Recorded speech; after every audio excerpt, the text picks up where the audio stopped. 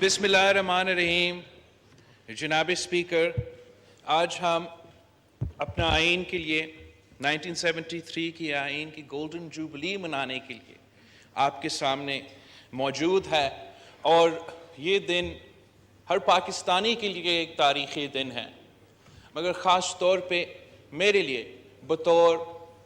Chairman Pakistan Peoples party اور بطور شہید محترمہ بینظیر بھٹو کا بیٹا ایک بہت ہی اہم دن سمجھا جاتا ہے۔ اس دن پہ 10 اپریل 1973 پاکستان کی آئین کا وفاقی جمہوری اسلامی متفقہ آئین کا بنیاد رکھا گیا، اور جناب اسپیکر، پاکستان کی تاریخ میں ہم نے بہت مشکلات کا سامنا کیا، اور ہر مشکل وقت میں پاکستان کے عوام نے، پاکستان کے سیاسی کارکنوں نے، سماجی کارکنوں نے ان مسائل کا مقابلہ کیا، اور مقابلہ کر کے جیت بھی چکے ہیں۔ آمریت کا ہم نے مقابلہ کیا، ایک نہیں دو تین آمروں کو ہم نے بگائے ہیں۔ پاکستان ایک زمانے میں زمین کے طور پہ ٹوٹ بھی چکا تھا، مگر ہم وہ بھی بحران کا مقابلہ کر کے آگے بڑھے، اور آج اگر یہ وفاق موجود ہے، پاکستان اکٹھا ہے، تو جو زنجیر یہ چارے صوبوں کو ملا کے پاکستان کی شکل میں ایک ملک، ایک قوم پوری دنیا کو نظر آ رہا ہے، تو پاکستان کا آئین وہ زنجیر ہے جو سارے صوبوں کو جوڑ کے پاکستان بناتا ہے۔ 10 اپریل ہمارے لیے ایسا تاریخی اور اہم دن ہونا چاہیے کہ ہمارا سلیبس میں یہ دن موجود ہونا چاہیے۔ ہمیں آنے والی نسلوں کو اس دن کے بارے میں سکھانا چاہیے، تاکہ ہر پاکستانی کو پتہ ہو کہ 1947 جب پاکستان بنا تھا، تو دوسرا 10 اپریل 1973 جب ہمارا آئین کا بنیاد رکھا گیا۔ یہ دن خوشی کے دن ہے، جمہور کی فتح کا دن ہے۔ 10 اپریل 1973 پاکستان کے آئینی سفر کی ابتدا کا دن ہے۔ آج ہماری 50 سال کی جد و جہد کے یوم تاسیس کا دن ہے۔ خوشی کے ساتھ یہ دن ہمارے لیے اس جمہوریت اور آئین کے خاطر دی ہوئی قربانیوں کو یاد کرنے کا دن بھی ہے۔ شہید ذوالفقار علی بھٹو نے 1971 کے بعد ایک ٹوٹے ہوئے ملک، بکھرے ہوئے لوگوں کو اکٹھا کیا، اس پارلیمان میں سب کو اکٹھا کیا، اور اس ملک کو ایک اسلامی جمہوری وفاقی اور پارلیمانی آئین دیا۔ 1973 کے آئین کے خالق قائد عوام شہید ذوالفقار علی بھٹو کو 1973 میں اس ملک دیا، غریب کو آواز دیے، عوام کو حکومت دینے کا سزا میں شہید ذوالفقار علی بھٹو کو شہید کیا گیا۔ اور اس بات کی جو آئرنی ہے وہ یہ ہے کہ وہ جنہوں نے آئین کا دفاع کرنا تھا، جنہوں نے آئین کا حفاظت کرنا تھا، آئین کے خلاف جو حملے کرنے تھے ان سے بچانا تھا، وہ لوگ جو ہے اس جرم میں شامل تھے۔ اور ایک آمر اس ملک پہ مسلط کیا گیا، اس آمر نے اس ملک میں انتہا پسندی اور دہشت گردی کی بوجھ ڈالا گیا، جس کا مقابلہ ہم آج تک کر رہے ہیں. اس آمر نے نفرت کی سیاست کا، انتقام کی سیاست کا وہ بوجھ ڈالا گیا جس کا ہم آج تک مقابلہ کر رہے ہیں. اور یہ دن 1986 میں، وہ بھی 10 اپریل پہ، ایک نہتی لڑکی لاہور پہنچی تھی اور اس آمر کو للکاری، اس آمر کے خلاف کھڑا ہوئی اور پورے پاکستان اس نہتی لڑکی کے ساتھ شانہ بشانہ کھڑی رہی.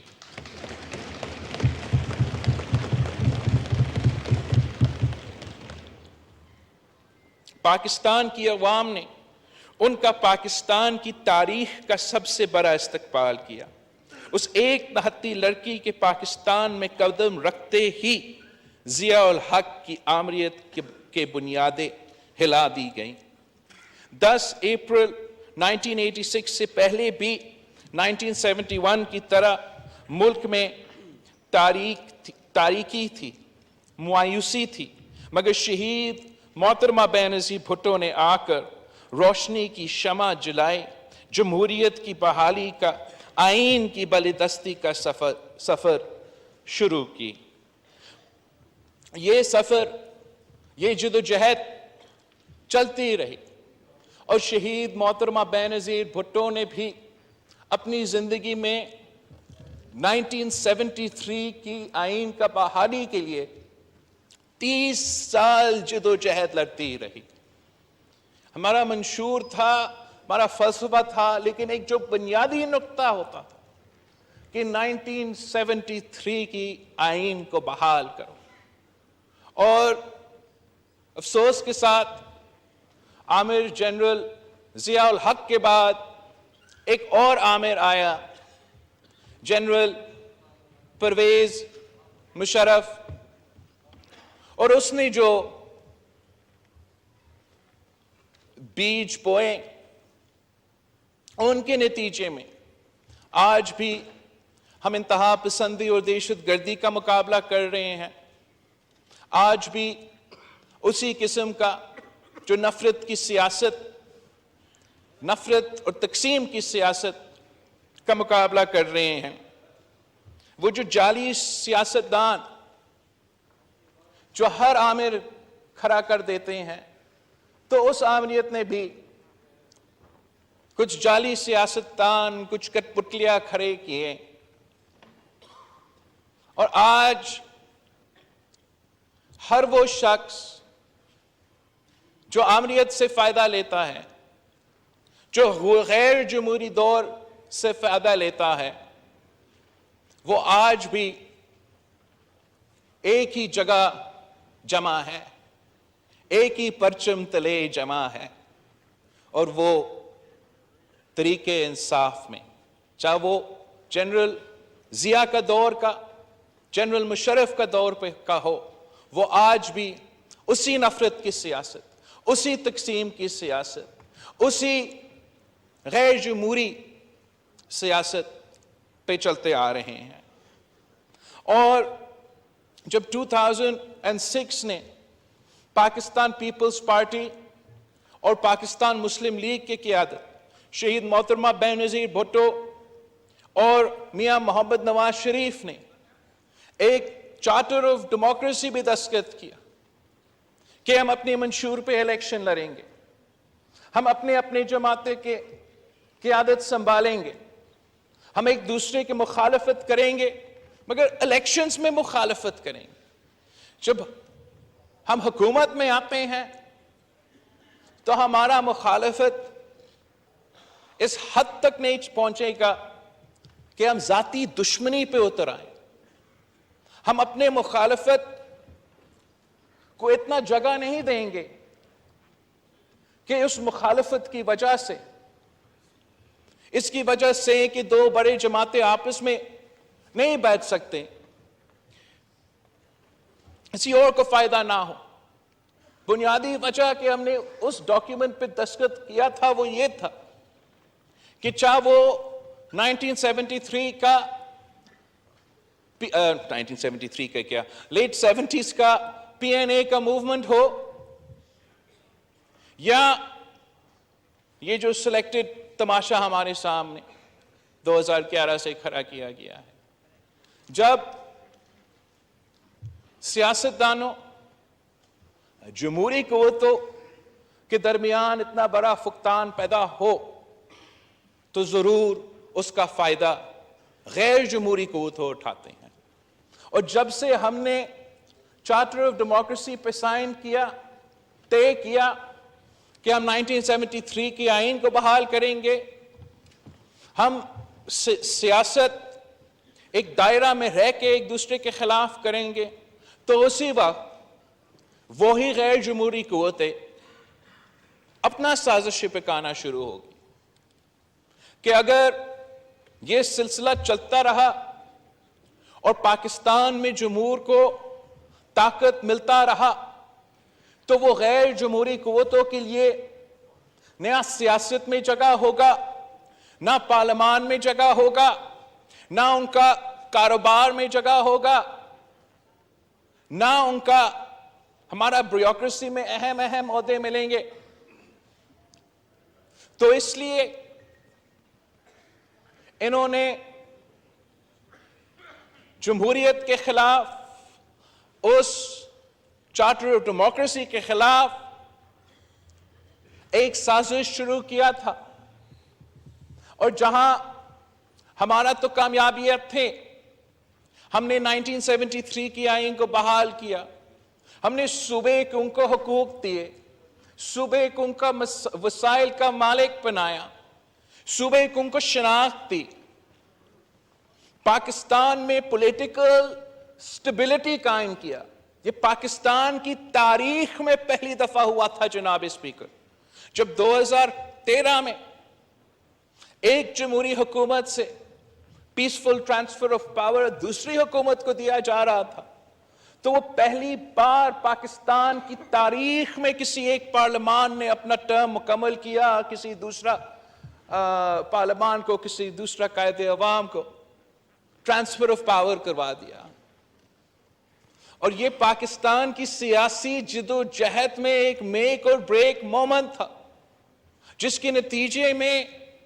5 اور سال ہمیں سازشوں کے باوجود ایک قسم کا پولیٹیکل سٹیبلٹی ملا. اور پھر آپ نے دیکھا کس طریقے سے 2008 سے لے کے 2018 تک جب آپ کو وہ پولیٹیکل سٹیبلٹی ملا تھا تو پھر آپ کو اکنامک سٹیبلٹی بھی ملا تھا. جب آپ کو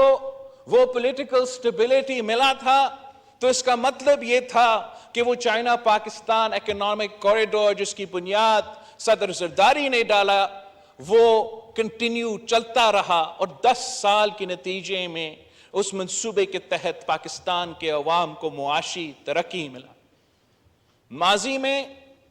کوئی حکومت 30 دن کے لیے آتا تھا، 90 دن کے لیے آتا تھا، تو پھر کوئی حکومت 3 سال کے لیے آتا تھا، اور جب ایک حکومت آتا تھا تو وہ دوسرے کے سارے منصوبے ختم کر دیتے تھے اور زیرو سے شروع کر دیتے تھے، اور پاکستان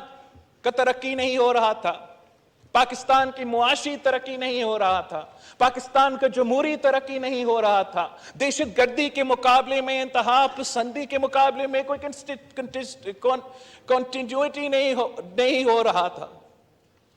مگر ہم نے اس یونٹی کی وجہ سے، متحد ہونے کی وجہ سے، ذاتیات کی سیاست کو چھوڑ کے اس 1973 کی آئین اور اس جمہوری سسٹم کو چلانے کے نام پہ ہم نے دیکھا کہ پاکستان سے اس سمت پہ چلتا رہا تو پاکستان کا معاشی ترقی بھی گارنٹی تھا، پاکستان کا جمہوری ترقی بھی گارنٹی تھا. مگر یہ کچھ قوتوں کے لیے بڑا تکلیف دہ تھا. جیسے ہم نے 30 سال جمہوریت کے لیے جدوجہد کیا، تو ویسے ہی کچھ قوتیں ایسے ہیں جو 30 سال جمہوریت کے خلاف سازشیں پکار رہے تھے، اور وہی قوتوں کے لیے یہ برداشت سے باہر تھا کہ پاکستان ایک 1973 کے آئین کے تحت ایک جمہوری ملک بنے، ان سے یہ ہضم نہیں ہو رہا تھا کہ ایک وزیر اعظم کے بعد دوسرے وزیر اعظم کے بعد ایک تیسرا وزیر اعظم اس کرسی پہ بیٹھ رہا تھا، پیسفل ٹرانسفر آف پاور ہو رہا تھا۔ تو ان کا ہمارا کامیابیہ کے جواب میں، جیسے میں نے پچھلی تقریر میں کہا، ایک فرینکنسٹائن مانسٹر ہم پہ مسلط کیا گیا، ایک سلیکٹڈ راج اس ملک میں قائم کیا گیا، اور اس کا مقصد صرف یہ نہیں تھا کہ ایک کٹ پتلی کو اس کرسی پہ بٹھانا تھا، اس کا مقصد یہ تھا کہ جو بھی آپ نے وہ 10 سالہ پیریڈ میں پاکستان کی سیاست کے لیے، پاکستان کی ترقی کے لیے کامیابیاں حاصل کی، ان کو ریورس کرنا ان کا مقصد تھا۔ ان کا مقصد یہ صرف نہیں تھا کہ ایک سلیکٹڈ وزیر اعظم کو اس کرسی پہ بٹھانا تھا، مگر ان کا مقصد یہ تھا کہ 1973 کا کانسٹیٹیوشن کو، جو کہ وہ ان سے ہضم نہیں ہو رہا تھا، اس کو بھی ریورس کرنا تھا۔ ان کا مقصد یہ تھا کہ وہ 1973 کانسٹیٹیوشن جس نے اس ملک کو بنگلہ دیش کے جنگ کے بعد اکٹھا رکھا تھا، اسی 1973 کانسٹیٹیوشن کو ریورس کر کے، اسی 18ویں ترمیم کو ریورس کر کے، اسی NFC ایوارڈ کو ریورس کر کے، صوبوں کے حقوق کو سلب کر کے ایک بار پھر اس ملک میں 1 یونٹ قائم کرنا تھا۔ جناب اسپیکر، یہ پاکستان کے عوام اس لیے کہ آپ کامیاب تھے، اس لیے کہ ہم کامیاب تھے، تو پاکستان کے عوام نے یہ نائٹ میئر سیناریو نہیں دیکھا، مگر آپ نے وہ جو 10 سالہ پلان تھا، جو ڈاکٹرین تھا، آپ نے 3 سال میں وہ پلان کو، وہ سازش کو ناکام بنایا۔ اور کیسے ناکام بنایا جناب اسپیکر؟ وہ بھی 10 اپریل 2022 کو جناب اسپیکر۔ ہم نے ان کا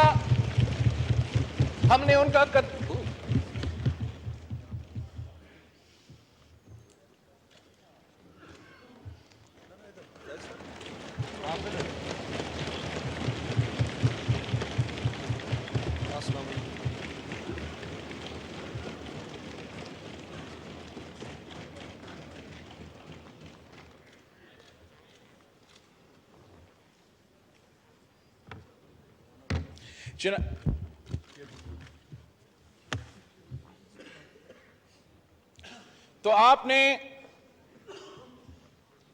پاکستان کی تاریخ میں پہلی بار عدالت کو استعمال نہیں کیا، اسٹیبلشمنٹ کو استعمال نہیں کیا، کسی غیر جمہوری قوتوں کے کندھے پہ کو استعمال نہیں کیا، اپنے تاریخ کے پہلی بار جمہوری ہتھیار استعمال کر کے، عدم اعتماد کا ہتھیار استعمال کر کے اس سلیکٹڈ کو، اس نالائق کو، اس مسلط کیا گیا وزیر اعظم کو گھر بھیج دیا۔ اور پاکستان میں جو بحران اس سلیکٹڈ وزیر اعظم نے شروع کیا، چاہے وہ ہمارا معاشی بحران ہو، چاہے وہ ہمارا سیکیورٹی بحران ہو، چاہے وہ ہمارا آئینی اور جمہوری بحران ہو، اس ملک کے تمام سیاسی جماعتیں نے مل کے اس حکومت کا ذمہ داری سونپی ہے تاکہ ہمارا سیاسی نظریہ اپنی جگہ، ہمارا اپنے منشور اپنی جگہ، کہ ہم یونٹی کے ساتھ اس ملک کے مسائل کا حل نکال سکیں، اس ملک کے عوام کو ریلیف دلوا سکیں۔ مگر جہاں ہمارا محنت جاری رہا، وہ سازشیں بھی چلتے رہے ہیں جناب اسپیکر، وہ سازشیں 1 سال سے اس ملک کے سامنے چلتے رہے، اور اس لیے کہ ہمارا وزیر اعظم ایک شریف آدمی ہے تو ہم یہ جو سازشیں ہیں وہ برداشت کرتے رہیں، ملک کی خاطر، ادارے کی خاطر، سسٹم کی خاطر، مگر جناب اسپیکر اس گولڈن جوبلی پہ بہت ضروری ہے کہ میں اس ہاؤس کی ریکارڈ پہ وہ سازش لے کر آئیں۔ اس لیے اگر آپ نے ایک سلیکٹڈ وزیر اعظم کو خدا حافظ کہہ دیا تو اس کا یہ نہیں مطلب کہ وہ سازش ختم ہوا، وہ ڈاکٹرن ختم ہوا۔ آج تک ہر ادارے میں وہ لوگ موجود ہیں جو اس یونٹی، اس جمہوری سفر، اس چارٹر آف ڈیموکریسی کے کنسنسس کے خلاف ہے۔ وہ نہ صرف نظریاتی اور سیاسی طور پہ اس اتحاد کے خلاف ہے، اس کانسٹیٹیوشن کے خلاف ہے، مگر اپنی ذاتی فائدہ کی وجہ سے یہ نہیں چاہتے کہ یہ جمہوری ایکسپیریمنٹ کامیاب ہو۔ وہ نہیں چاہتے ہیں کہ ہمارا اتحاد کامیاب رہے۔ وہ چاہتے ہیں کہ جتنا بھی جلدی ممکن ہو اسی سلیکٹڈ نالائق کو ایک بار پھر مسلط کیا جائے۔ وہ چاہتے ہیں کہ جہاں سے ہم نے مل کے اس تباہی کا کہانی روکا تھا وہیں سے وہ پھر سے شروع کرے، وہ اسی ڈاکٹرن کے تحت کام کرتے رہے، وہ اس ہاؤس کو انڈرمائن کرے، اس آئین کو انڈرمائن کرے، وہ صوبے کے حقوق کو سلب کرے، 18ویں ترمیم کو ختم کرے، 1 یونٹ قائم کرے اور سلیکٹڈ راج ایک بار پھر اس ملک میں موجود ہو۔ جناب اسپیکر، پچھلے 3 سال تو ایک اس سازش کا حصہ تو ہمارا سامنے تھا اور اس کا ہم بلا بھلا بھی کہتا تھا، مگر جو مین کیریکٹرز تھے وہ شاید ملک اور عوام کے سامنے اس طریقہ سے نظر نہیں آئے۔ جناب اسپیکر، پلان کیا تھا جو آپ نے روکا، جو آپ سب نے روکا؟ وہ تو 10 سال کا پلان تھا نا، 10 سال کا پلان، اور اس 10 سال کا پلان کو کامیاب کروانے کے لیے کیا صرف ایک عمران خان نیازی موجود؟ کیا صرف ایک سلیکٹڈ وزیر اعظم کا ضرورت تھا یا کوئی اور لوگوں کی ضرورت تھی؟ اگر وہ 10 پلان چلتا اور اس ملک کو ایک 1 پارٹی سٹیٹ میں تبدیل کیا جاتا تو دوسرے ادارے میں بھی جناب اسپیکر مرڈر آف میرٹ نہیں ہونا تھا۔ اگر اس ہاؤس کو کسی ایک شخص کو ایک پرسنل پراپرٹی کے تحت ہینڈ اوور کیا جا رہا تھا 10 سال کے لیے کہ آپ یہ ڈاکٹرین کو عمل کرو، تو اس ملک میں دوسرے ادارے ہیں، ہمارا اعلیٰ عدلیہ ہے جس کی تاریخ میں ایک ایسے ججز موجود ہیں جنہوں نے ہر آمر کے دور میں ان کی آمریت کو رد کیا، جنہوں نے ہر غیر جمہوری قدم کے خلاف ایک ڈسنٹنگ نوٹ لکھا۔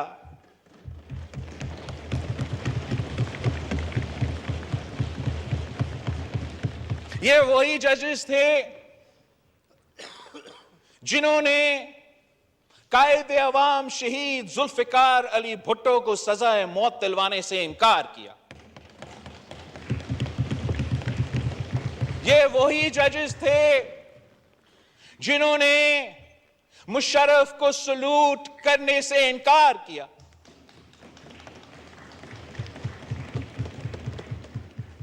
اور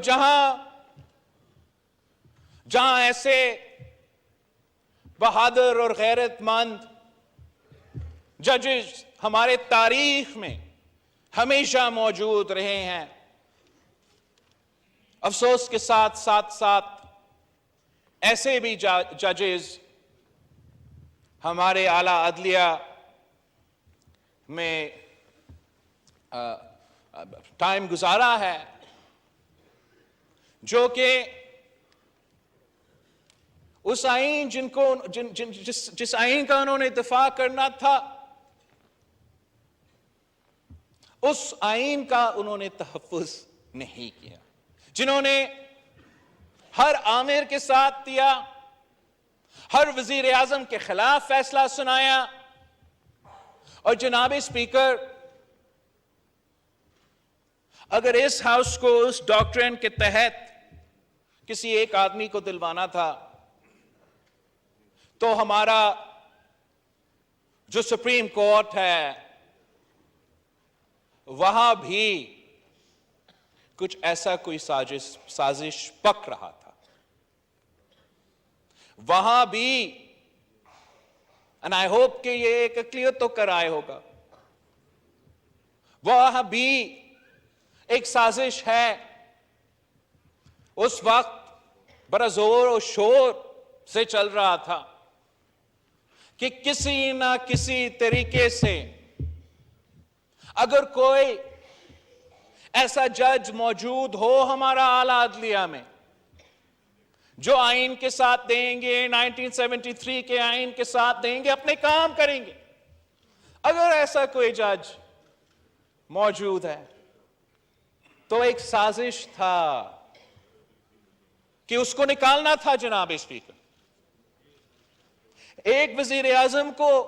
10 سال چلانا تھا تو کچھ جسٹسز کو بھی ایکسٹینشن دلوانا تھا، تاکہ جب آپ کا 10 سال کا ڈاکٹرن چلتا رہا تو ان کو ایک ربر سٹیمپ ملتے رہے۔ اور وہ لوگ جو اس سازش میں شریک تھے وہ آج بھی ہمارا اعلیٰ عدلیہ میں بیٹھے ہیں، آج بھی ہمارا اعلیٰ عدلیہ میں موجود ہیں۔ اور جناب اسپیکر، آپ کا کوششوں کی وجہ سے، ایک عدم اعتماد کی وجہ سے، جہاں ایک سلیکٹڈ وزیر اعظم کا پلان کو، سازش کو آپ نے ناکام کروایا،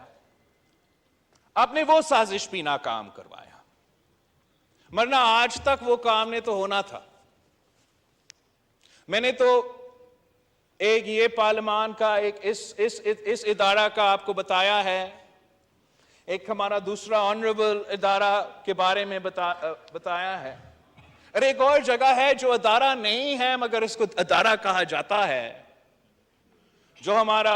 آنریبل منسٹر ڈیفنس نظر ہی نہیں آتا لیکن ادھر ضرور موجود ہوگا۔ آنریبل منسٹر ڈیفنس خواجہ آصف صاحب کے نیچے یہ ادارہ آتا ہے، اور یہاں بھی ایک سازش تھا جہاں مرڈر آف میرٹ ہونا تھا،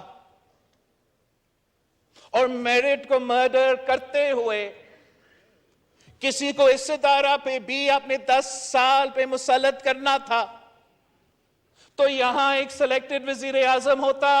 وہاں ایک سلیکٹڈ چیف جسٹس ہوتا، دوسرا ایک سلیکٹڈ چیف عوامی سٹاف ہوتا، اور پاکستان میں سلیکٹڈ مارشل لا قائم ہوتا۔ دنیا کو بتاتے کہ ہم جمہور ہیں، ہم جمہوریت ہے، ہم آئینی ملک ہے، لیکن اصل مکمکا یہ تھا، اصل ڈاکٹرن یہ تھا، اور ہم نے سمجھا کہ ہم نے تو عدم اعتماد کر لیا ہے، جمہوریت تو کامیاب ہو گیا ہے، سازش ختم۔ اس پہ ہم غلط تھے جناب اسپیکر، سازش آج تک چل رہا ہے۔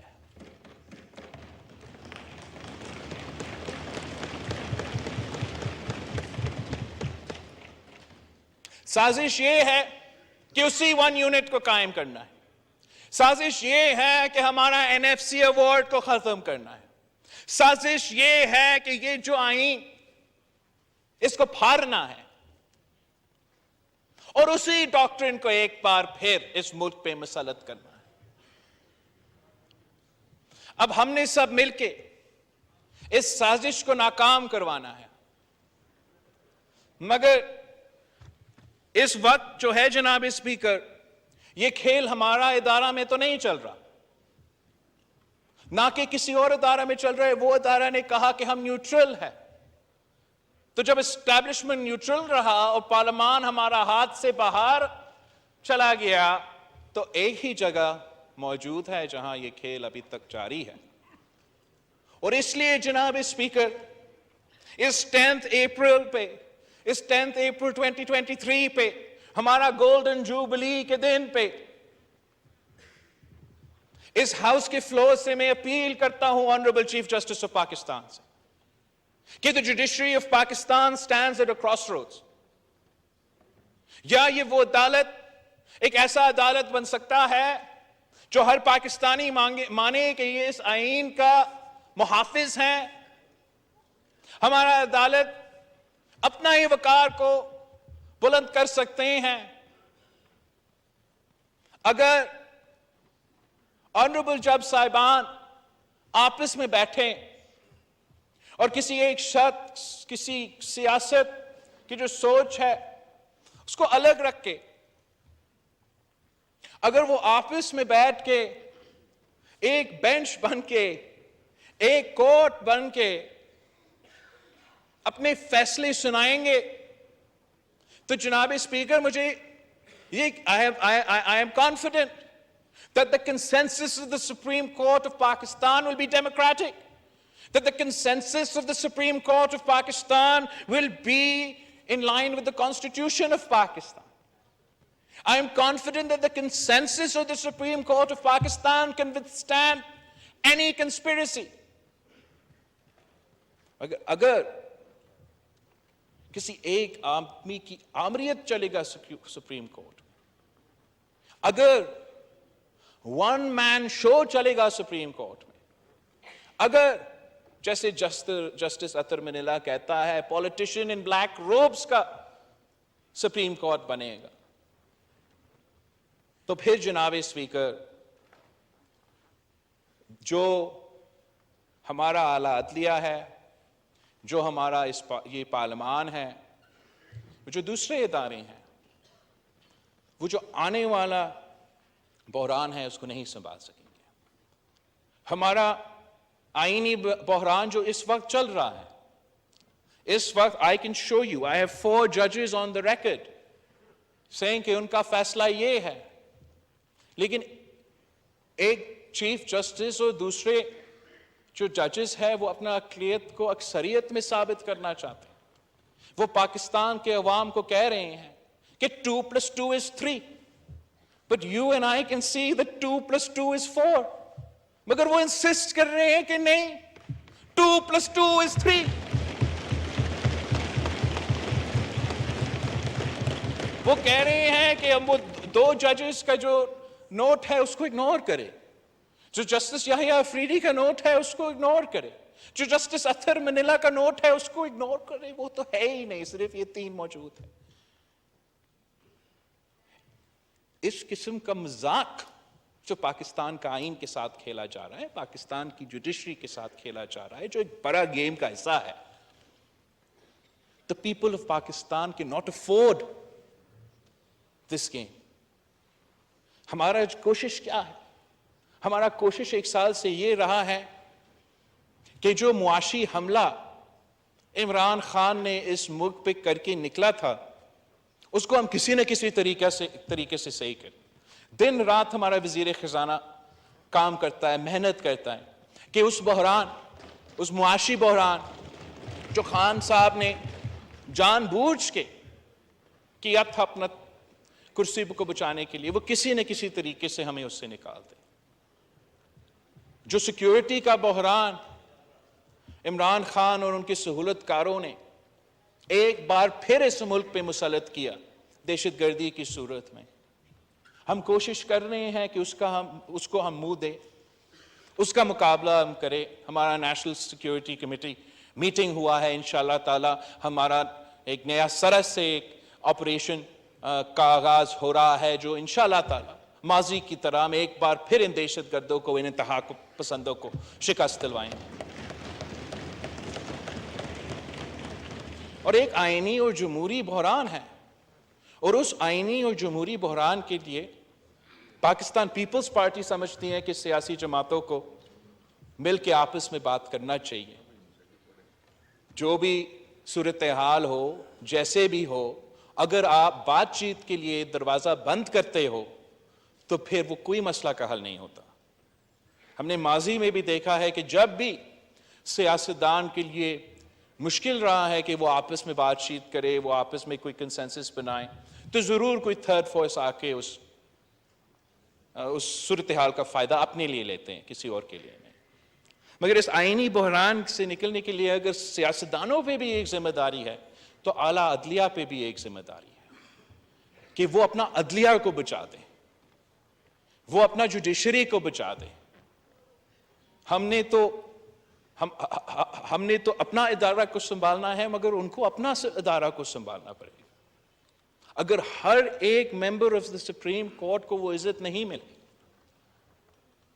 اگر ون مین شو چلتا رہے گا، تو ہم جتنا بھی محنت کریں ہم اپنے آپ کو اس بحران سے،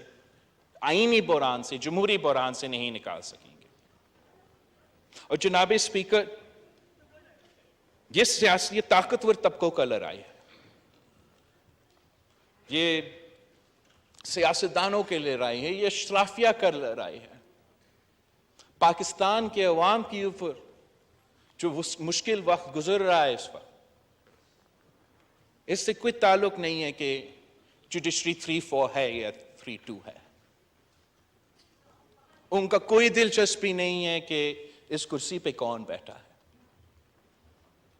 اس وقت جو معاشی صورتحال سے ہم گزر رہے ہیں، وہ پاکستان کی تاریخ میں ہم نے یہ مشکلات نہیں دیکھی ہیں. جو بوجھ اس وقت عام آدمی اٹھا رہا ہے کہ بجلی کے بل میں، کھانے پینے کی اشیاء کے بل میں، وہ آپ کے سامنے ہے جناب اسپیکر. مہنگائی، غربت، بے روزگاری تاریخی سطح پہ پہنچ چکا ہے. پاکستان کا عام شہری کو یہ سوچنا ہے کہ where will they get the next meal؟ اور پاکستان کے عوام کا دلچسپی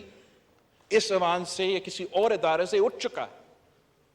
اس لیے ان کو یہ محسوس ہو رہا ہے کہ اس طاقت کی لڑائی میں ہمارے مسئلے تو موجود نہیں ہیں. پاکستان کا عام شہری جن کے لیے اس وقت زندگی گزارنا مشکل ہو چکا ہے، بچے اپنے بزرگوں کا خیال نہیں رکھ سکتے، میڈیکل بل سے ڈرتے ہیں، والدین اپنے بچے کے تعلیم پورا نہیں کر سکتے ہیں، وہ پریشان ہوتے ہیں جب سوچتے ہیں کہ اگر میرا بچہ کا مستقبل میرے سے بہتر ہونا پڑے گا تو میں نے تعلیم دلوانا ہے، مگر تعلیم کو افورڈ نہیں کر سکتا. جو دن رات لوگ محنت کرتے ہیں، جو سفید پوش طبقہ ہے، جو دفتر جاتا ہے 9 بجے سے لے کے 5 بجے تک کام کرتے ہیں، ان کے تنخواہ پہ گزارا نہیں ہوتا. کیا کریں؟ اگر پہلے آپ کا تنخواہ پہ آپ گزارا کر سکتے تھے، نہ خاندان کا خیال رکھتے تھے، مشکل تھا لیکن چیزیں پورے ہو جاتے تھے، اور اب جو ہے پورا تنخواہ تو پیٹرول کے بل پہ چلا جاتا ہے، وہ تو اے سی اور بجلی کے بل سے پہلے. جو معاشی مشکلات پاکستان کے عوام اس وقت جن سے گزر رہے ہیں، وہ اگر کسان ہیں وہ اپنی فصل کی جو ہے قیمت نہیں مل رہا، اگر مزدور ہے ان کی محنت کا جو فائدہ ہے وہ نہیں مل رہا. اور ہم سب کا ذمہ داری ہے، اس ملک کا ذمہ داری ہے، اس حکومت کی ذمہ داری ہے، ان ادارے کی ذمہ داری ہے کہ آپس کے اختلافات اور طاقت کے لڑائیوں کے باوجود کہ ہمیں اہم ایشوز پہ دلچسپی لے ہم سب مل کے ویسی ان مسائل کا مقابلہ کریں جیسے پاکستان کے ٹوٹنے کے بعد ہم نے سب مل کے یہ آئین دلوایا تھا. یہ کسی ایک آدمی یا ایک سیاستدان کی بس کی بات نہیں ہے کہ پاکستان کی معیشت کو صحیح سمت پہ ڈالا جائے, پاکستان کے عوام کو معاشی ترقی دے, اور ساتھ ساتھ یہ دہشت گردی اور انتہا پسندی کا بھی مقابلہ کرے, جو بیرون ملک کتنے جو انٹرنیشنل جیو پالیٹکس چل رہا ہے اس کو بھی سنبھالا جائے. اس کام کو پورا کرنے کے لیے اس ملک کو پولیٹیکل سٹیبلٹی کی ضرورت ہے, اکنامک سٹیبلٹی کی ضرورت ہے, اور وہ صرف تب ممکن ہوگا جب ہمارے ادارے بن کے کام کرے, قومی ادارے بن کے کام کرے, اور کسی کی پولیٹیکل ونگ بننے کی وہ شوق پورا نہ کرے. اگر ہم مل کے کام کرتے ہیں, اگر اس کتاب کے تحت یہ ملک چلتا ہے, ہر ادارہ چلتے ہیں,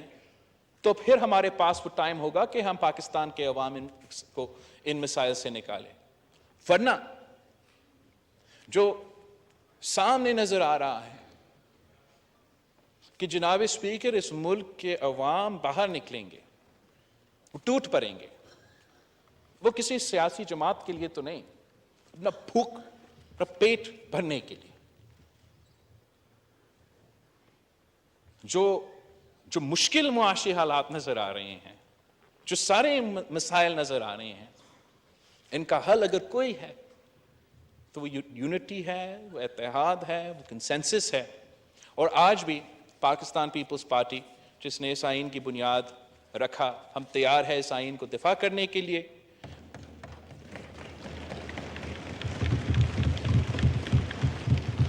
اور دفاع کرنے کے لیے جناب اسپیکر ہر ادارہ کو اپنا دائرہ میں رہ کے کام کرنا پڑے گا.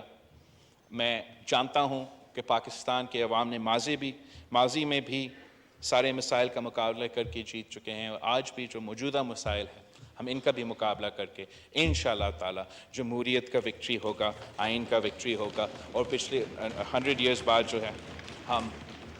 اپنا 1973 کا کانسٹیٹیوشن کا یوم تاسیس مناتے رہیں گے. تھینک یو جناب اسپیکر.